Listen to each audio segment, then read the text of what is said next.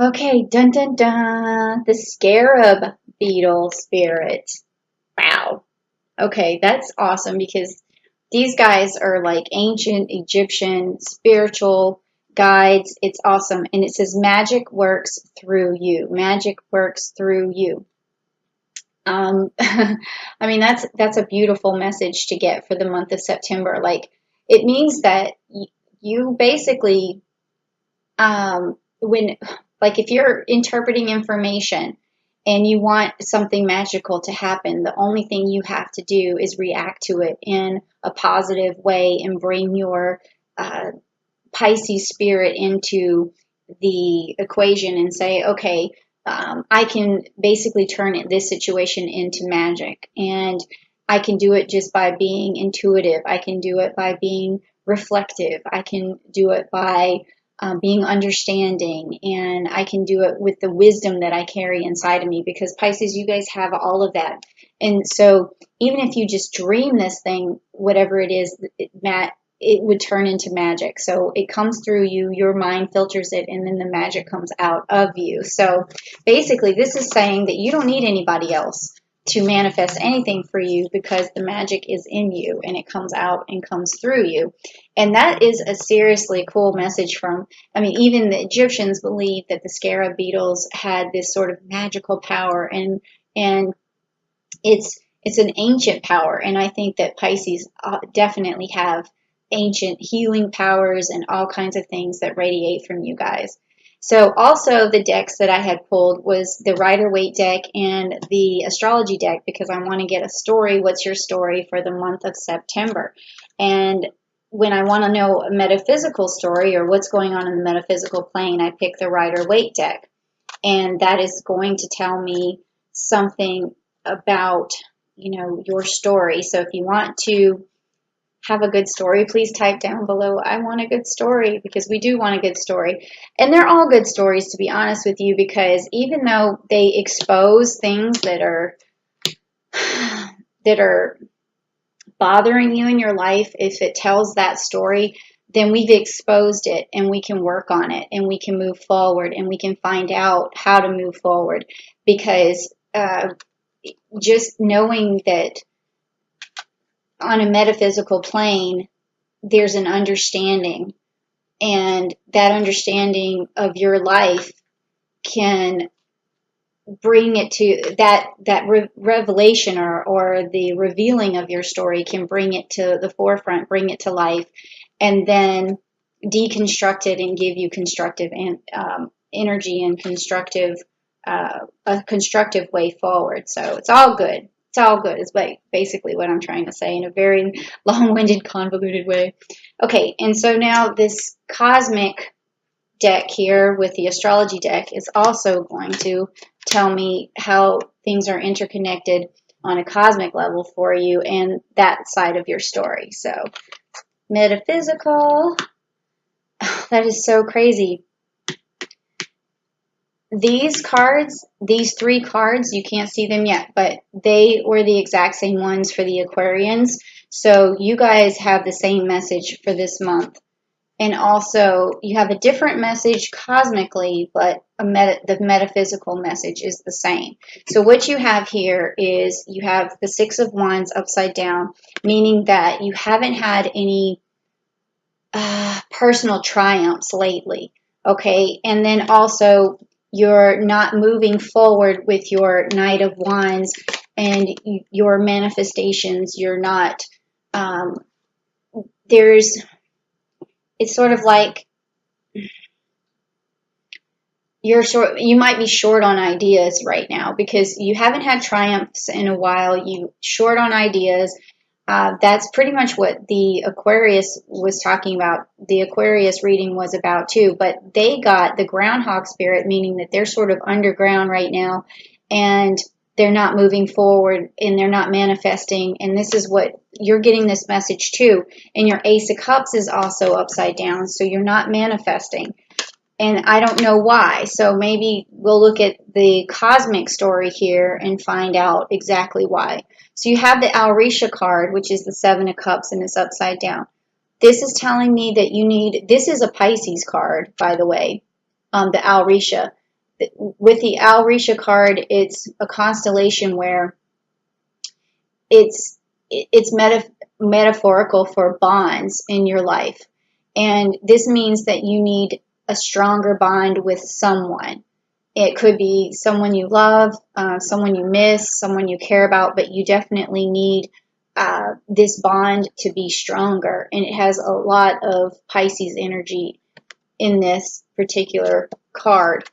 And then you have this fixed water card, which is upside down, which is the Queen of Cups, which is telling me that emotionally you're drained. Emotionally you want more. I'm feeling that a lot. Emotionally, you just want more. And then this card is upright, which is the Six of Pentacles, which is a nurture card, and it also is a Saturn card, and it's about moving forward. But you have a extraordinarily strong nurturing relationship nature. I'm sorry, but you also need to move forward for some reason. So you need a stronger bond with someone or a new bond with someone. And you have a lot of nurturing and emotions to bring to the table. But right now you're stuck emotionally for some reason, and that's keeping you from manifesting. So we're going to need some clarification here on this reading. So I'm going to my energy cards, and I'm going to find out. I think I'm going to have to pull two, because I need to find out what this energy is that you have, and then what kind of energy do you need to fix it. So let me get the first card. What kind of energy do you have right now? This.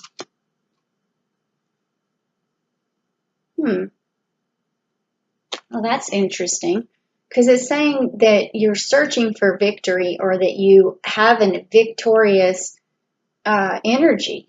So, but it has to be stunted here according to these cards. Like emotionally, you could be seeking this victory, and this card here is about victory, but it's upside down. So maybe you just need a win. That's kind of what your energy feels like. Like, I just need a win. I need something good to happen. Just to make me feel better, even to have maybe a stronger bond with someone would make you feel better. So let me see, with that energy, this victory energy, how do you get that? Because that's what you're wanting. It's what you're hoping for. Okay. What is it going to take?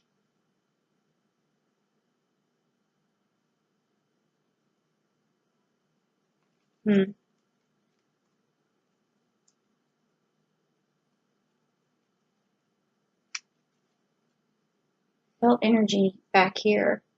It's this one, because this is the second time I felt the same card. Okay, it says a man holding a heart. Okay, so I feel like this is you need closeness in a bond to feel victorious, to be able to manifest again.